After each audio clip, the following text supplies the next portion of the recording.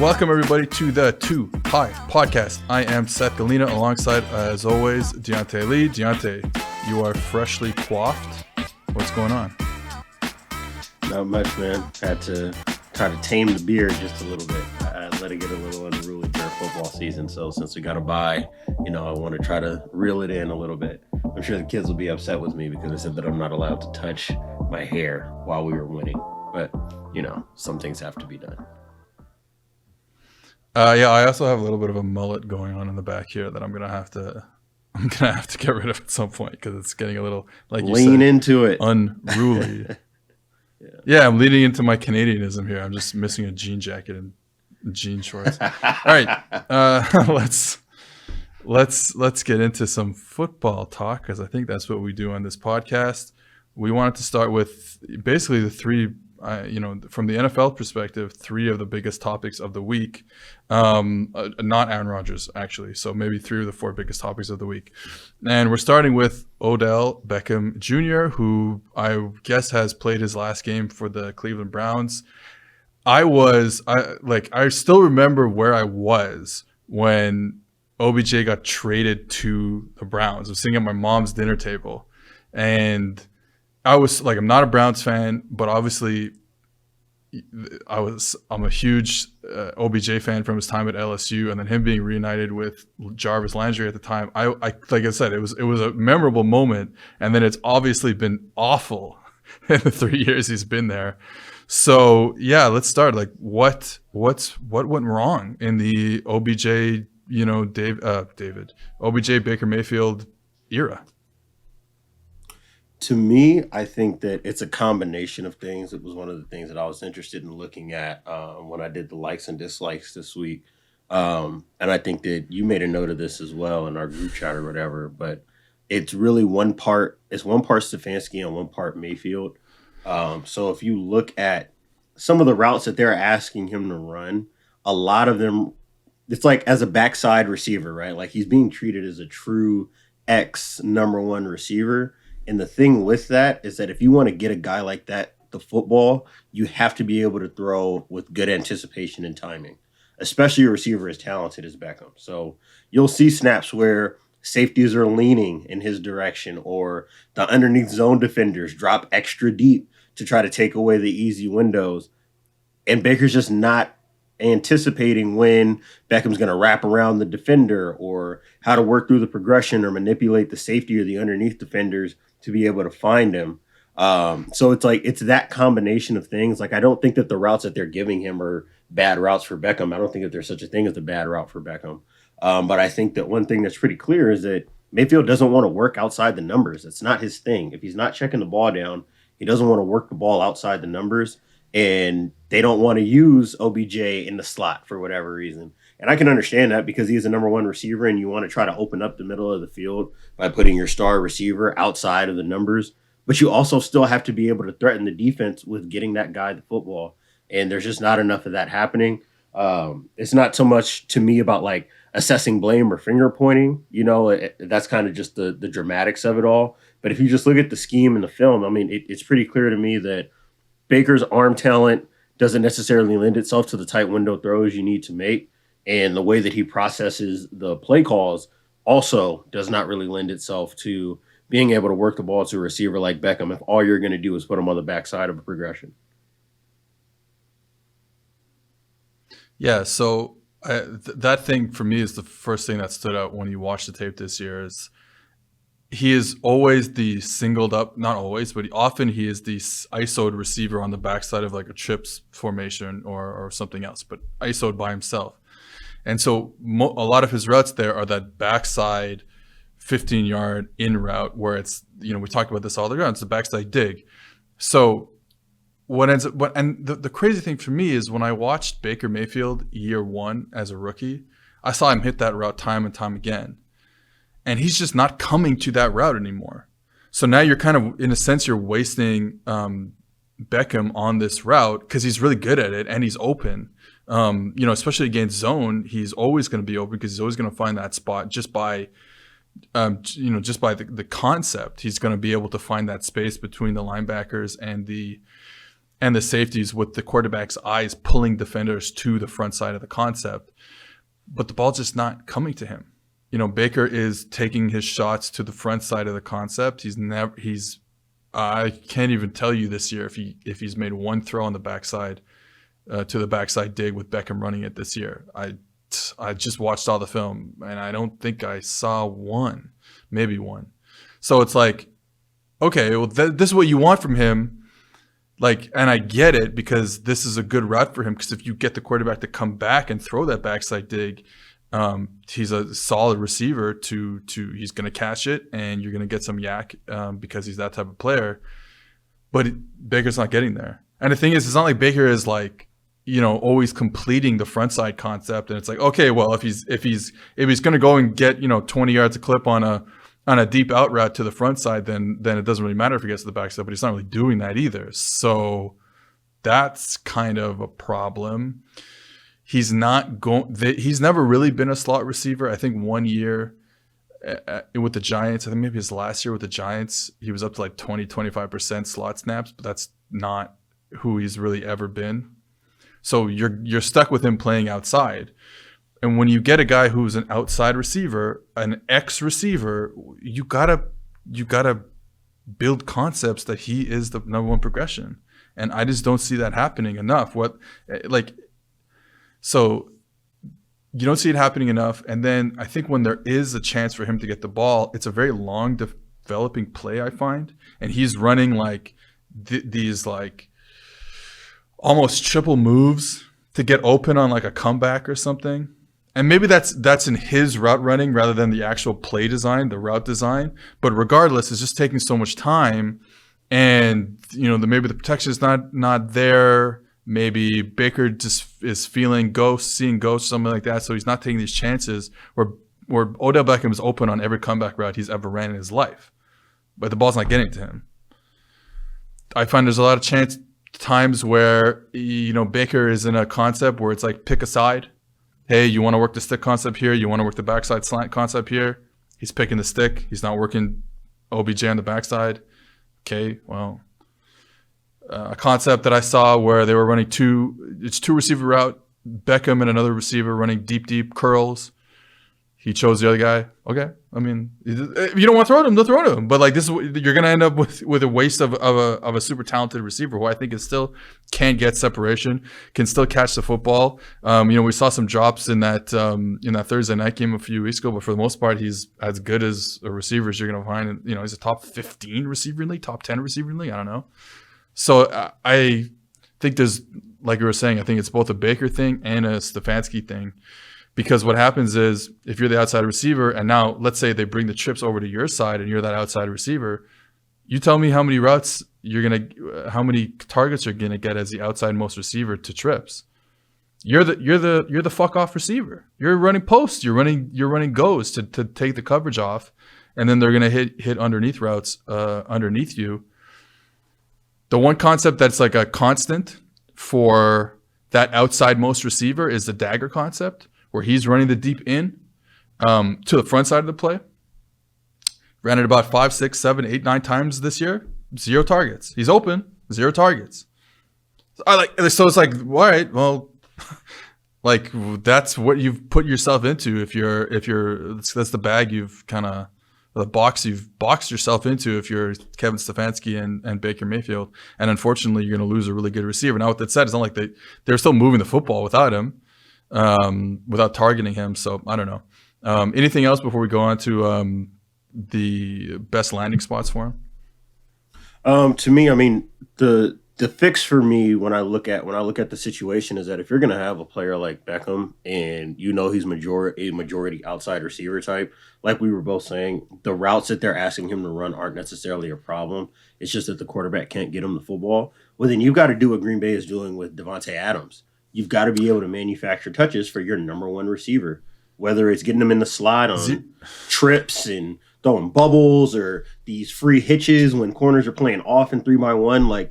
You've got to be able to create glorified punt returns for your number one receiver. Just give him an opportunity, even if his average depth of target drops to like 4 or 5 yards. Just give him a chance to be able to catch the ball and go make a play. Everything doesn't have to be some huge thing or on the backside of a concept after you get 3.5 seconds in the progression. Like, it doesn't always have to be that. So again, it's just degree of difficulty. And I feel like there just hasn't been enough done in this offense to lower the degree of difficulty to get the guy the football. There's no screens thrown to him. And like you said, put him in the slot, you probably have a better chance of throwing. I guess the way NFL works now, offense is like you put him in the slot, you run him a bubble, and you can get him the ball on like an RPO, a pre-snap RPO, or something like that. So, okay, you still can do that when he's outside, throwing him like a smoke screen or a tunnel screen or something like that. We saw like 4 this season. And like I said, he plays all the snaps outside. And you have like 4 targets on screens to him. That's not enough. What you can do is tighten his split, run him on a speed out, that RPO speed out that everyone likes to run. You see the Steelers run that a lot.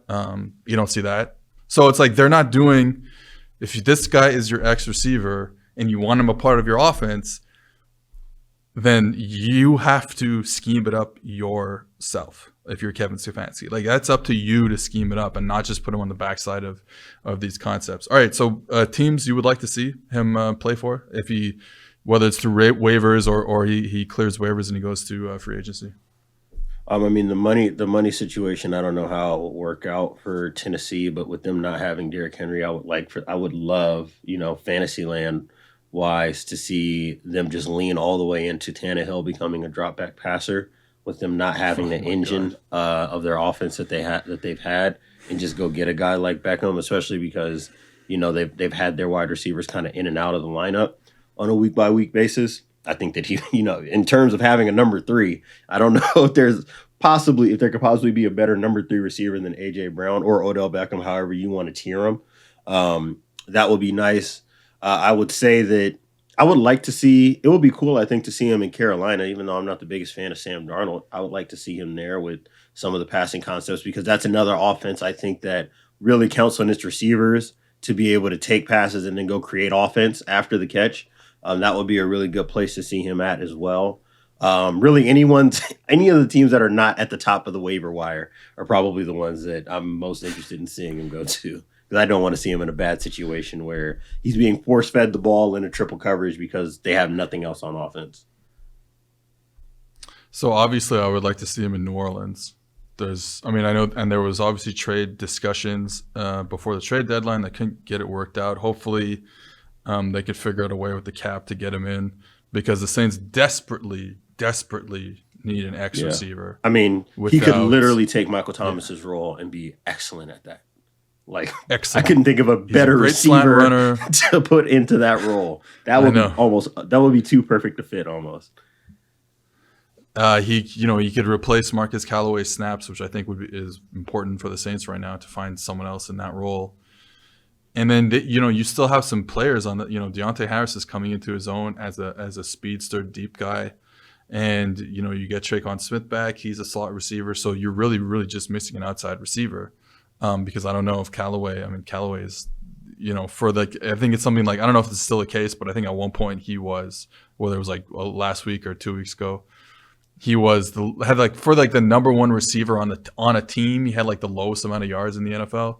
Mm-hmm. So like they need anything, and obviously they need someone who can go out there and catch a slant. Yeah, you know what I mean? Like with the quarterback situation, which we still don't even know what it's going to be. Just someone who can go out there and win one-on-one on the outside and make a play for you, whether that's down the field, whether that's on a slant, or whether that's on a back shoulder. He's still good at these back shoulders. I mean, he knows how to position his body, keep his feet in bounds. He made a few of those catches this year on Baker Mayfield throws, so he can still do that. Yeah. So for me, the Saints, it's not even a question. They need it. Like this is going to kill this team eventually. Yes, not is having the lack one of those a guys. number 1 receiver. It's gonna absolutely kill them. I would say, other than that, the only other team I would say, like I would like to see him on a team like the Colts. I think that he would fit in well there. The Ravens. So I mean, really, any of these teams that could use an explosive kind of number 1 receiver archetype, I think would really serve them well. Like Miami, who we'll get into later, could really use a receiver that can create a lot of offense for their quarterback in their passing game, I think he'd be a good fit there as well. I think some of the issues is just that for a lot of the teams that aren't like the ones that we named, they're probably not competitive enough to really justify going out to get a receiver like this, because I would like to see him in San Francisco as well. I think that they could use a number one receiver type. I just don't know if that really serves their purposes. And then with Minnesota, who's been decent this year, they want to play in 21 and 13 personnel and stuff all the time. Yeah, so they don't really have. That's the problem. There's not even enough snaps to give around to have another wide receiver aside Thielen and Jefferson. So it's kind of tough. Well, that's the thing, because I would like to see that too, because that's a nasty 3 receiver package. You can move Jefferson inside, keep Beckham outside with Thielen. I mean, I know they've liked KJ Osborne there, but obviously Beckham is better. That's like putting Jefferson in a slot makes them better. Right. Yeah, I think something like that would be super important for them. Just any team that needs an X receiver, really. That's like you said. I think the Colts are a good spot for them. And I think our friend Justice brought this up to us before we started recording. But I think it's kind of a good idea. Well, if you are one of those teams at the top of the waiver wire and you have all this cap space, hey, you can go and pick him up and sit on him. Right. I mean, you're going to play him, but like just having that there is an asset to have to be traded at some point. I was going to say in the next 2 years, if you're the Houston or something. So like there's an asset portion of this conversation as well, which we don't have often, but because of his contract setup, like not only do you have the money to pay to be able to bid and go get the guy, but his contract setup is also very, very amenable to a trade to another contending team in the offseason. But to me, the more we talk about this, what's going to end up happening. He's going to clear waivers and then he's going to go to Kansas City, because I feel like that's just the way this stuff like this always happens. I will say that's nasty though, because they could use another outside receiver, because Tyreek is a slot guy. Kelsey is both a slot guy and an outside guy, because he does play that X position, that like XY position, whatever you want to call it. Away from trips, but then they still need that other outside receiver, and that would be just disgusting, absolutely disgusting. Yeah. But that leads us to some talk about the Kansas City Chiefs. But first, whether it's football success or financial savvy, the right questions help set the stage for winning strategies. Western and Southern is teaming up with PFF's very own Chris Collinsworth to share insights that can help put you ahead on both your fantasy and financial scoreboards. Want to hear about Chris's old playing days or behind the scenes with Al Michaels on Sunday Night Football? How about a need to know for your financial future? Now you can ask about either or both. And every football or financial question you ask earns you a chance to win a catered party for February's big game. Check out the Chris Collinsworth podcast and Western and Southern's Instagram for answers to the best questions each week. Submit your questions at westernsouthern.com/askchris. One more time, that is westernsouthern.com/askchris. If you're watching on YouTube, check out the link in the description below. Remember, with Western Southern, you can rest assured on game day. Kansas City Chiefs having major problems. I got so many issues with this team right now on offense. Obviously, like the defense sucks. That's not changing anytime soon. Let me ask you, is that changing anytime soon? Melvin Ingram as a player singularly cannot fix their issues. Like, he's nice to have. I think that having him means that you can use Chris Jones the way that he needs to be used, which is more inside. But no, he's not fixing their problems. Everything past the first level of their defense is awful. Yeah, it's really bad. All right, so the defense is still going to stay bad. What's going on with the offense? What is going on with the offense? All right, so I have some things that have piqued my interest when I'm watching this team. So the first thing, the offensive line obviously is not very good, especially on the outside. The tackles just have not been what they expected tackles to be. Yeah, it's really on the edge. Yeah.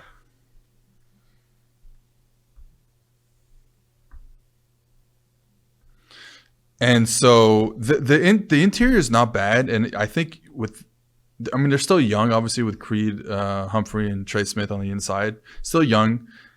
The problem for me is, like, if they're good, and I think they are good on the inside, but the problem is they're still not getting a good enough run game.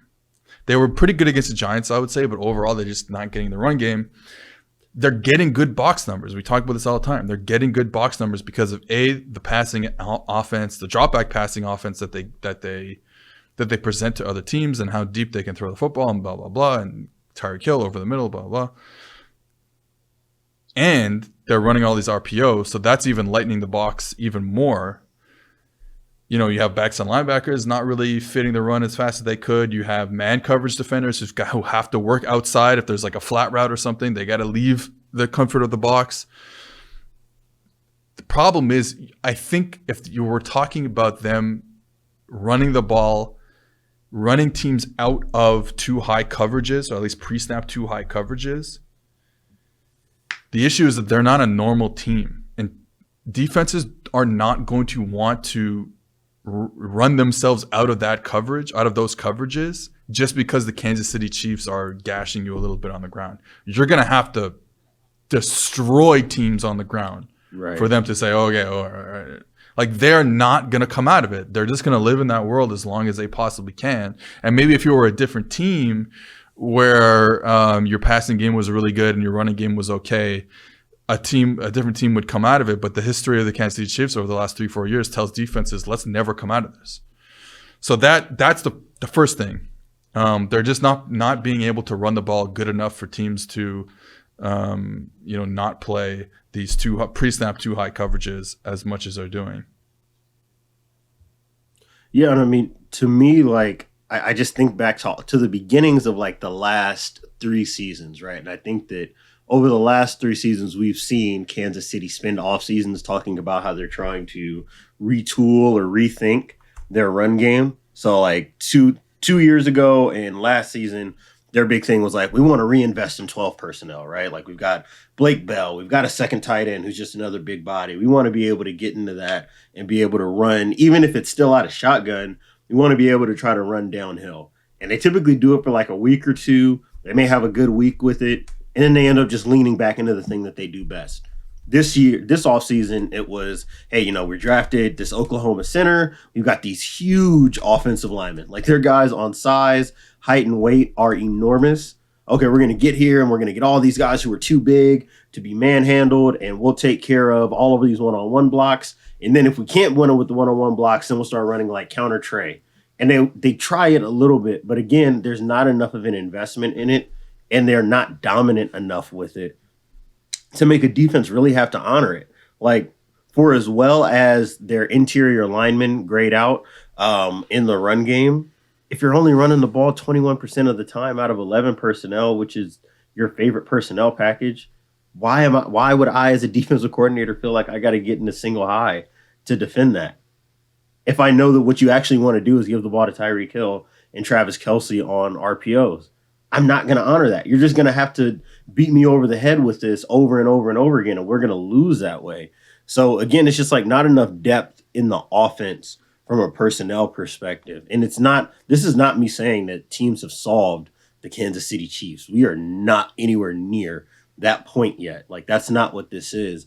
But to me, this is ultimately like a matter of like formational variation, like always wanting to be in 4 open, not having, any kind of like 2-back element to the offense, really. They're not a play action passing team really at all either. So there's just not enough really to threaten defenses in doing anything other than trying to play soft zone coverage and staying in too high as often as they can.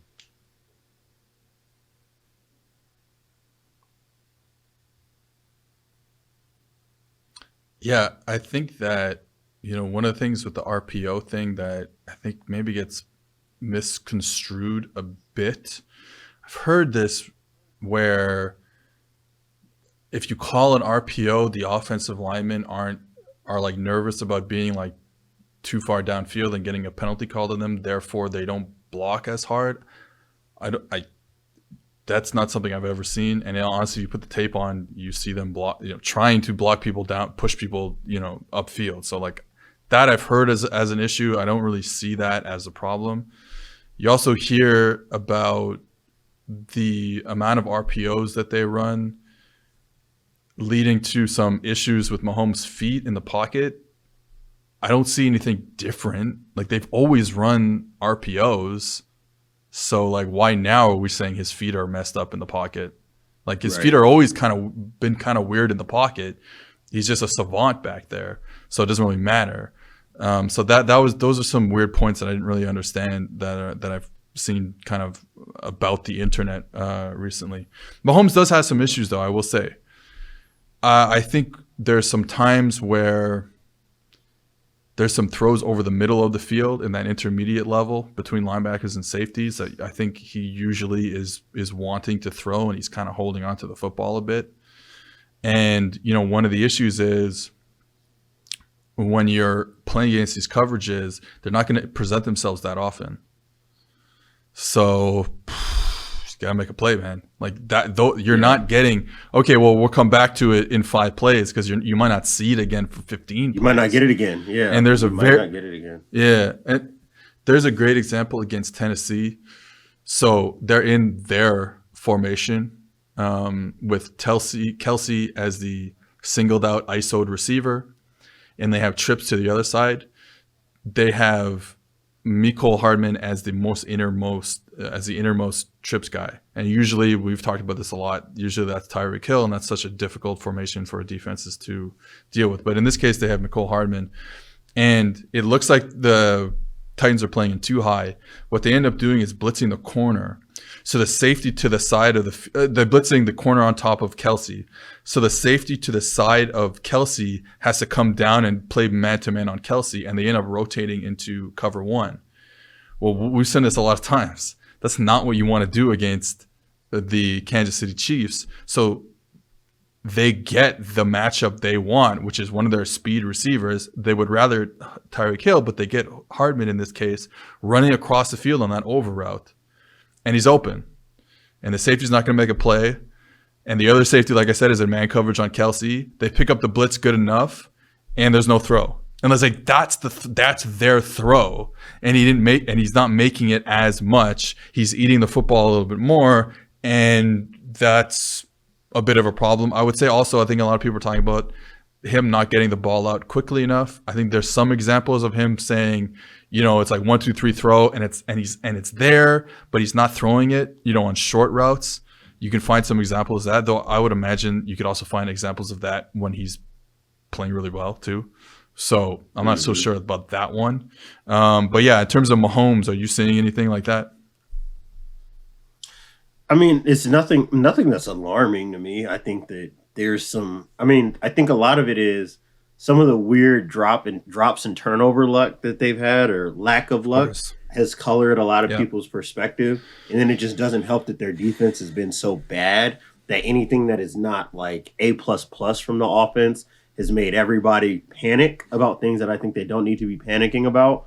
Like, at the end of the day, the book on them has not changed offensively. If you're playing cover 1, you got to cross your fingers, because if he recognizes cover 1, if they've got the call to beat cover 1, you're in trouble. Like, they're still averaging over, 8 yards per passing attempt against cover 1. The issue now is just that, like, teams, I think, today are just going to be so much more comfortable playing a bunch of quarters against them. And to the point that we continue to make, if teams are going to show, if that's the number one coverage scheme that you're going to see on passing downs is cover 4, you got to be able to run the ball. You have to continue to run the ball into the bubble until it bursts.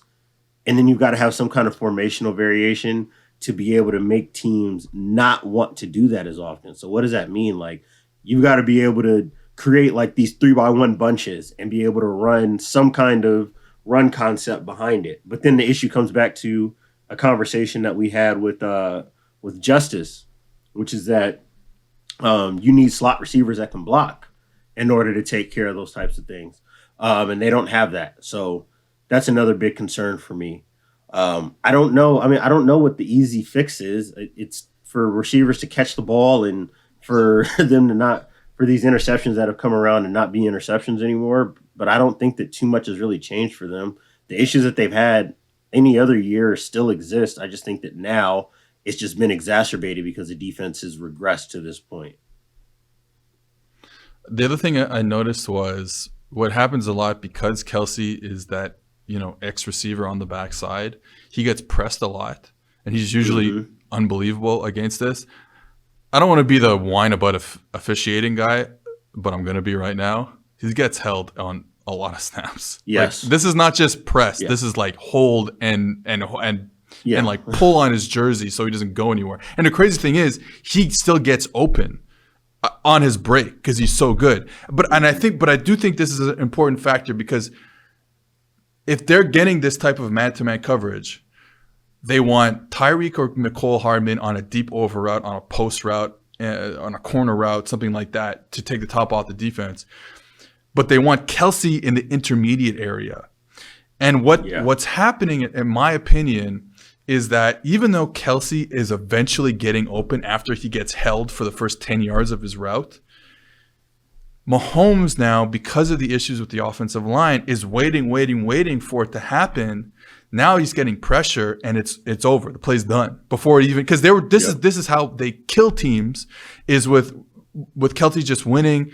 And I don't know what it is, whether they're giving him like option routes or him and Mahomes. He just kind of feels it, and Mahomes feels it too. Knowing where the space is and stuff like that, but it takes time.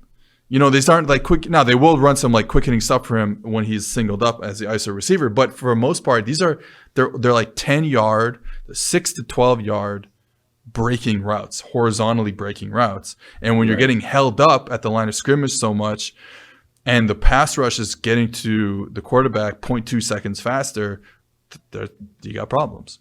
One of the things I saw them do against the Giants that I really liked was, instead of it always being an RPO based, like a downfield slant RPO, which they're super known for and they're super good at, what they've been doing is running it's still considered an RPO, even though I don't know what I call it an RPO. I don't know.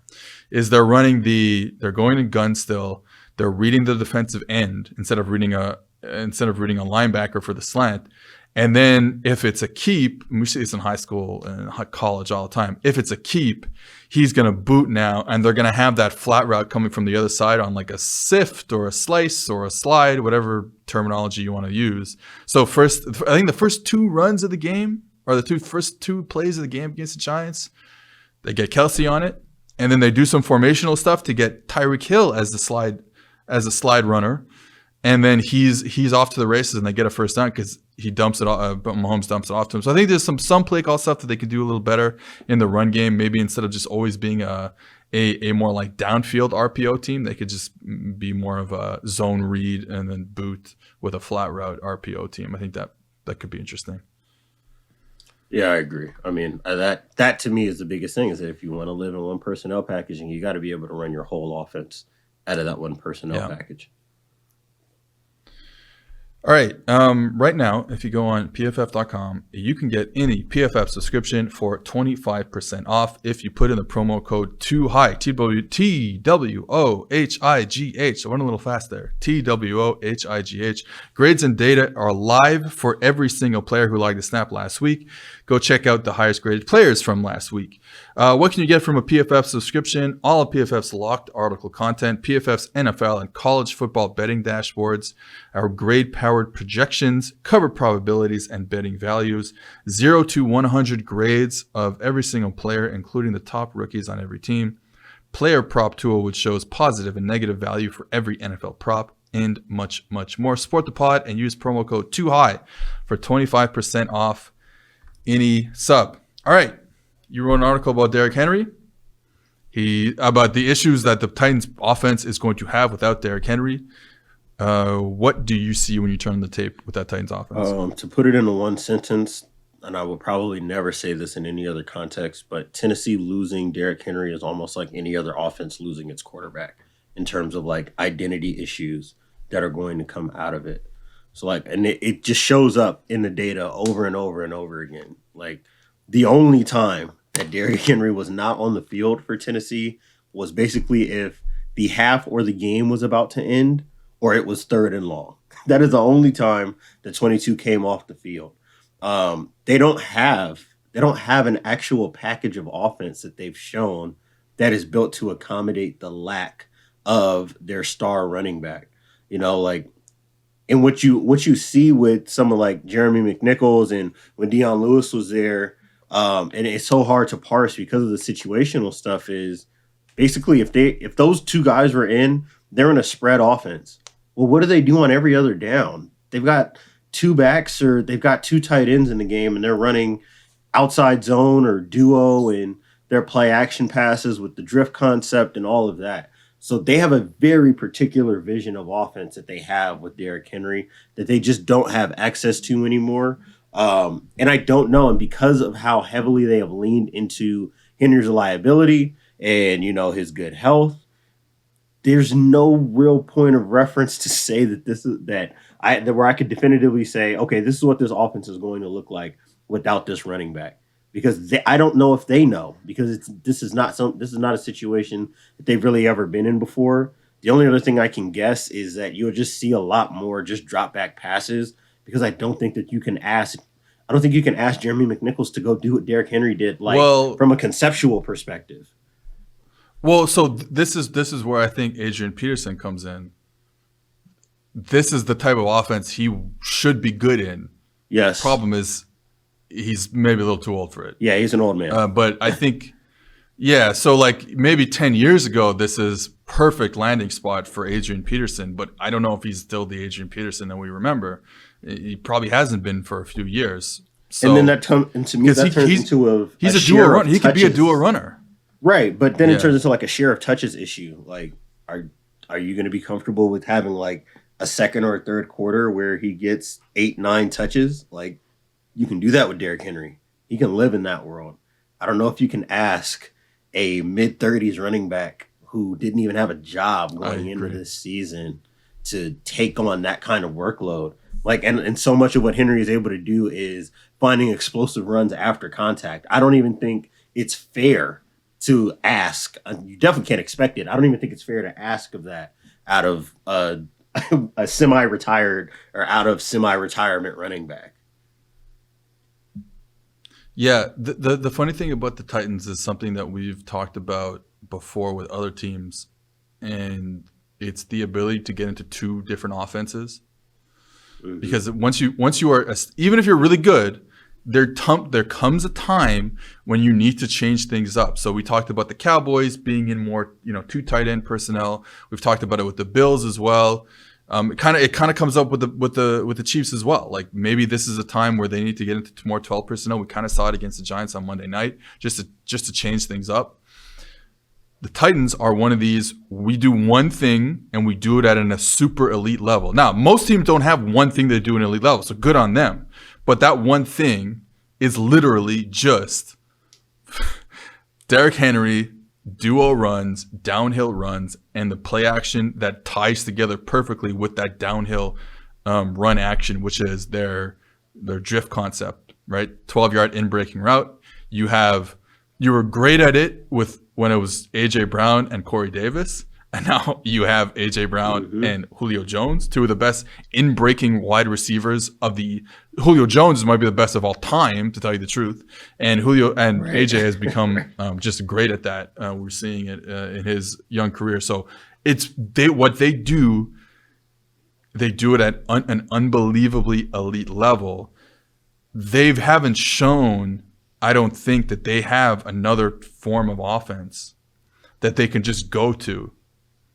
Exactly. That scares me a bit. Like if all of a sudden those running back duos and outside zones that they run so much on first and second down are gaining half a yard less on average, a full yard less on average, that's a problem, I think.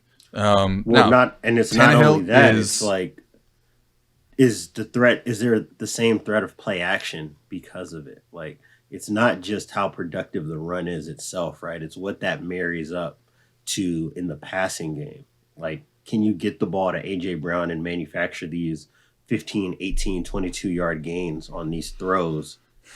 Even if you're averaging, 3.8 yards per carry instead of 4.5 to 5 on some of these runs. Like, to me, it's not so much about the run game itself. It's like what the chain of events are off of that. Like, how does the ball distribute itself because of that? Because if you take out like RPOs and play action passes and look at the target shares, it's basically it's AJ Brown because that is their de facto number one receiver, and then the next guy is Jeremy McNichols. And to me, what I'm reading out of that is teams know if Henry comes out the game that you're trying to pass, you play soft coverage, and what is Tannehill going to do? He's just going to dump it off. I'm going to check my number one receiver. If my number one receiver's not there, I'll dump it off, and we'll just take the yardage that we can get. So that to me, again, like, and I was having an exchange with this on social media, or someone was asking me, like, so what's the grand takeaway here? Like, I don't see a conclusion that says that this is what's going to happen. And I was like, I know, it's the point. I don't know what to tell you about what this offense is going to be like because there's really no frame of reference anywhere on tape for this. Well, I truly think they're just going to plug and play Adrian Peterson, which is not. I don't think that's the smart move because I don't know what he's going to give you in the run game. If you're going to be now, maybe they just up their drop back game and Tannehill's works out and I mean they have two great receivers, so it's like they should theoretically be able to do this. And I like Tannehill. He's one of those guys that Me too.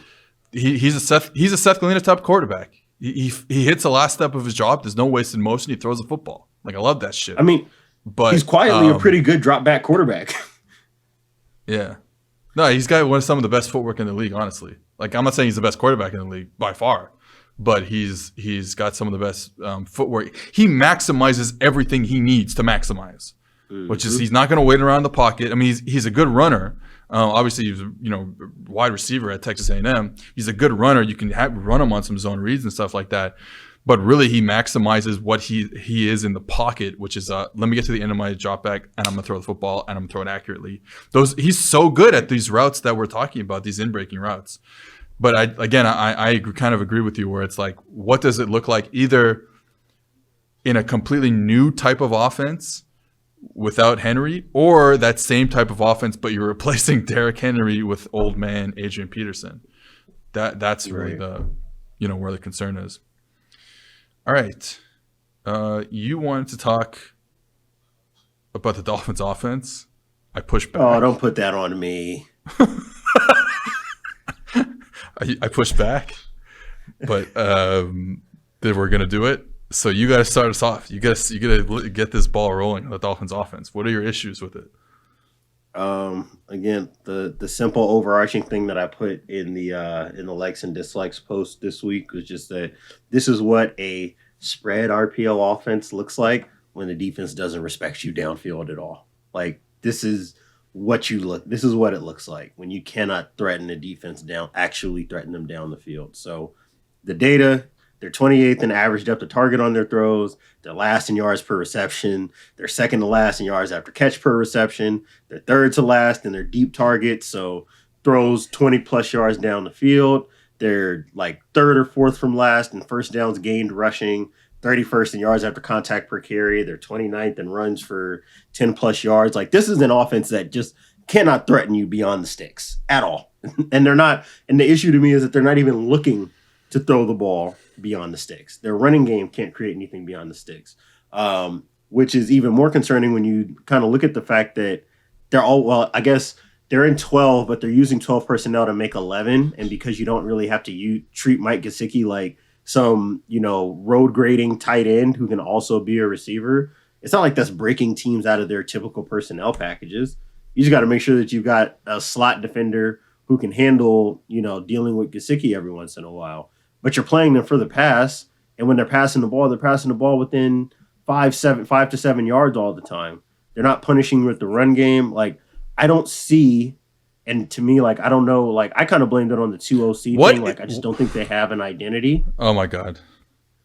Like I don't understand when I watch them, and this is like the second or third week in a row that I've watched them, where I walked away like not really knowing what the hell that offense was looking to accomplish on a play-by-play basis. What is the point of Jalen Waddle? No, I was going to ask that. Why did you draft this guy for this? Why? Why is he on this team if this is what this offense is? It's just I don't understand it.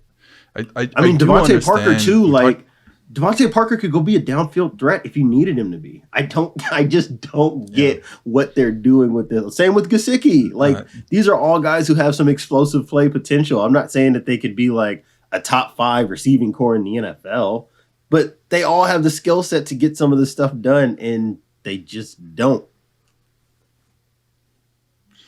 I'm looking at their heat map right now. Goddamn disgusting. Where they run their routes is god awful. It's nothing past 10 yards, and there's a little spot down the seam, down the right seam. Other than that, man, they are underneath. They never throw the ball downfield. This is crazy.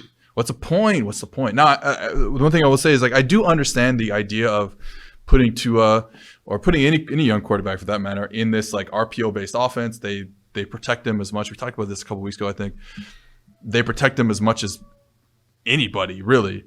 So like I get that. Like I do think RPOs. Maybe let's have the RPO conversation. Actually, RPOs are great. This is my thing. All right, RPOs are great because they help your average quarterback, or they even help. Or honestly, I shouldn't even say average quarterback because Patrick Mahomes runs a ton of RPOs. I would say they help. They can help any quarterback, really. Right. So they just do a good job of dealing with defensive box count. I mean, really, that's like what it is. Now, there's a million different types of RPOs, and I think sometimes we conflate. And certain charting sites like our own, and really any other charting site, tends to put RPOs together when maybe they are very different conceptually. An RPO slant is a lot different than an RPO bubble. However, put them all together, whatever. So I get it. You're just helping your quarterback, give him easy throws, and let the receivers make plays, and so on and so forth. So like I'm not mad at like the Dolphins for doing an RPO world. I guess what I'm jumping all over the place here, but like my issue with RPOs is that it's the screen, the RPO screens, especially that you see in college, the Penn State shit, where it's like we're just gonna line up with 2 receivers on the sideline, Heupel shit at Tennessee now. It's like, and then if you don't play with enough guys over there, we throw a screen. Like your whole offense is just like throwing like smoke screens because of the box counter or whatever, and it's like. Ugh, boring. Oh my god, it's so boring. But yeah, anyways, I don't know. I'm just rambling on about RPOs right now. It's just I wouldn't even call it rambling. This is an accurate. You are giving this offense the exact kind of energy that it deserves, because this is exactly how I feel when I watch them play. Yeah, Penn State took a stray there. I'm sorry for the Nittany Lions fans listening to the podcast. All right. Okay, yeah, I want to get back to the Titans just to give you some airtime because I know you did some research about the Titans' defense. Is there anything that sticks out when you look at the Titans' defense? Just they're another one of these defenses, and I know this well from watching the Eagles. They're another one of these defenses that play so soft in zone coverage that they are basically just handing away efficient runs over and over and over again. And they don't really have a mechanism to be able to like close gaps. Like, and this goes back to the conversation that we've had about playing the tight front or playing bear if you want to be a 2-high team. Or, if you're going to be in single high, asking your linebackers to be more downhill run players to be able to close those bubbles. Like, they don't do that. And that causes them problems with stopping the run. So they're really not one of my favorites to watch in terms of fitting the run. Their whole thing is like hoping that they can get you to third down so that way they can get another DB on the field and then run a bunch of like cover 2 and all these different cover 2 rotations that you see in the NFL these days. But there's not a ton to it. But what I will say that'll be interesting to me is how much too high they play this Sunday to try to goad, their opponents into running the football. I do think that there's something they're playing the Rams this Sunday night. Right. Yeah, there's something to be found in that. I think that we may get more information about who the Rams are when they see a team that plays a lot of more information on what they are. When you see a team that's going to play a lot of cover 2 and drop guys with depth, versus 11 personnel, are they going to go back into their old bag? Like, will Sean McVay break out his old offense for that? And then just how effective they look with that. Because we really haven't seen that since they played Indianapolis, I guess, in like week 2 or week 3 of the season. And they had a pretty good day running the ball. And I don't know if they really had a day like that on the ground against a defense similar to that since then. So I'm really interested to get a new data point on how they can be effective against that type of defense. I'm super. This is going to be one hell of a Sunday night game. I think even without Derrick Henry, I think there's still good storylines. Like you talk about how the Rams match up with this defense that wants to give you some runs, and then B, obviously we're going to see what the Titans offense without Derrick Henry looks like. All right, before we get out of here, okay, one question, one thing. I completely forgot about the trade that happened and how that changes the context of this game. Because if you're about to ask for the first time all year that he's got to be a real drop back quarterback against the pass rush that LA's about to have, this I guess this game did just get pretty interesting from a storyline perspective. That's a tough way to get dropped into the fire. This is, they wanted to run duo all day, and they can't, or they won't. I don't know. Like it's gonna be. I'm super curious to see how they set up that offense, playing against the Rams, and then obviously, like you said, with Von Miller there, as the new Rams edge rusher. It's not a great matchup all of a sudden. It was a good matchup, not anymore. Yeah. Okay. Before we get out of here, I'm gonna try something here. We're gonna call it. I don't know. We're gonna call it College Corner. Welcome to College Corner, the new segment on the Too High podcast, brought to you by Home Field Apparel. Home Field Apparel is a new partner for the Too High podcast. Home Field Apparel is a premium collegiate clothing brand out of Indianapolis, Indiana, incredibly comfortable, officially licensed apparel with vintage college designs. Home Field is in the middle of Big News Saturday Season 2, where they launch a new school collection every Saturday at noon for 16 straight weeks. They recently released Georgia, North Carolina, Florida during the season, and a whole bunch more recently, USC, for example. But this Saturday, they're releasing another. Use promo code PFF to get 15% off your first purchase at homefieldapparel.com. That is promo code PFF for 15% off your first purchase at homefieldapparel.com. Okay, so just quickly, this week's episode of what did I call it? College Corner is going to be Alabama's defense. We both have concern with Alabama's defense going forward, especially when they start having to play better receiving cores. Honestly, which means like two teams. Really. Right. It's like if they see Ohio State and then if Georgia gets healthy. Though honestly, Georgia's receiving core right now. I'll say they're tight ends. They get healthy for a lot of the lost ground they've had with the lack of help with their receiving core. Alabama's having trouble in man coverage. They're just not. I don't know what it is. If it's like, maybe you tell me. Like they're just like not playing the ball as good. They're not being tight to receivers as well. But the man coverage stuff has been really bad, and so they're gonna have to figure this out before they go and play against potentially, Chris Olave and Garrett Wilson or whoever else.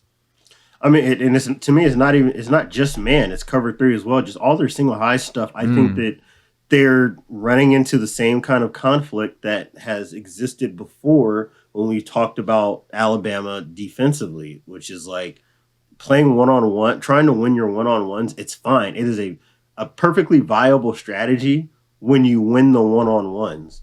But if you don't, this can't be the world that you want to live in. And right now, I mean, I'm looking at their coverage stats while it's loaded up. I know for a fact that it is by far like a plurality of the cover snaps that they are. So I'm looking at it now, and 41% of their snaps is either cover 1 or cover 3.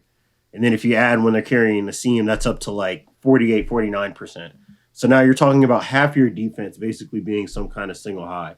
Again, makes sense. Want to stop the run, right? You want to stop the run first. And if you want to play RPO defense, technically, right, theoretically, the best RPO defense is cover 1 because you have the numbers in the box.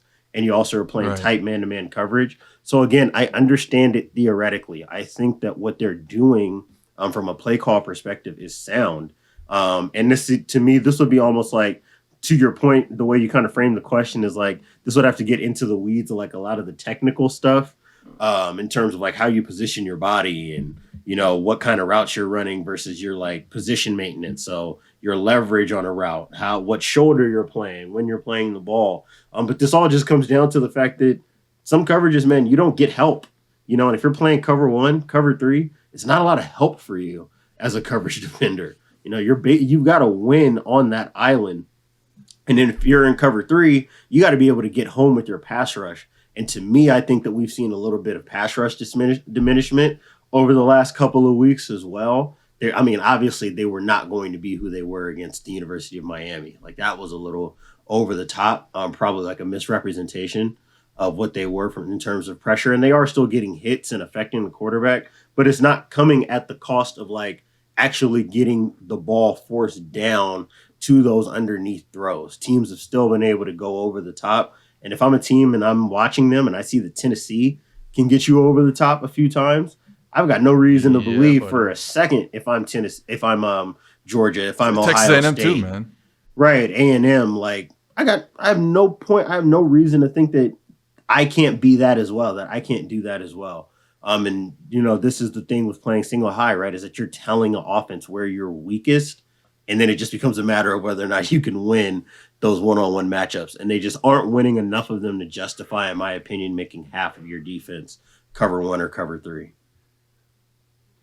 Okay, so just like we spoke the Ohio State fixing their defensive issues into existence, let's hope we speak it into existence here for the Crimson Tide. Hopefully. But I don't know. Right. To me, like what happened with New England in the NFL was that they were running all that like interesting 2-man stuff. And then now we're just in an era where Bill is basically like, no, I'm going back to the out front and just playing cover 1 and cover 3 all the time. So to me, it's like that. Maybe that is just where those guys believe that defense needs to be played. I just don't like it. At least the results don't justify it, in my opinion. The Patriots are running like man covers like 40%. It's ridiculous. It's wild. That was before the Chargers game, so I think it's changed a bit. But yeah, it's absolutely ridiculous. Okay, that was Coach's Corner. Nope, that was College Corner with on the 2 High podcast. And that's it for the podcast for today. So have fun. Go watch football this weekend and come listen to us Tuesday morning. All right. See ya.